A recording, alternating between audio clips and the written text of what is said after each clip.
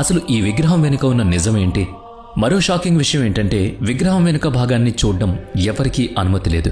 విగ్రహం వెనుక గుప్తంగా కొన్ని స్వరంగాలు ఉన్నాయని ప్రచారం ఉంది. 1937లో ఒక యువ పూజారి విగ్రహం వెనక్కి వెళ్లారట. అక్కడ ఆయన చూసిన దృశ్యం ఆయన్ను షాక్కి గురిచేసింది. అసలు అక్కడ ఏముంది? ఇక తిరుపతి లడ్డూ విషయానికి వస్తే ఇక్కడ ప్రతిరోజు 3 లక్షల నుంచి 5 లక్షల లడ్డూలు తయారవుతాయి. విచిత్రం ఏంటంటే అన్ని లడ్డూల రుచి, బరువు 1 గ్రాము కూడా తేడా ఉండదు, సమానంగా ఉంటాయి.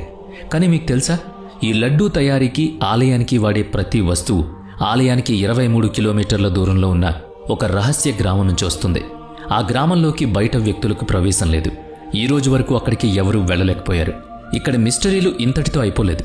స్వామివారి ముందు వెలిగే ఒక దీపం గత 1000 సంవత్సరాలుగా ఆరిపోకుండా వెలుగుతూనే ఉంది. అందులో నూనె ఉండదు, వత్తు ఉండదు. మరి అది ఎలా వెలుగుతోంది? అలాగే భక్తుల తలనీలాలు సమర్పించడం వెనుక కూడా ఒక పెద్ద కారణం ఉంది. షాకింగ్ విషయం ఏంటంటే వెంకటేశ్వర స్వామి విగ్రహానికి ఉన్న జుట్టు అసలైనది.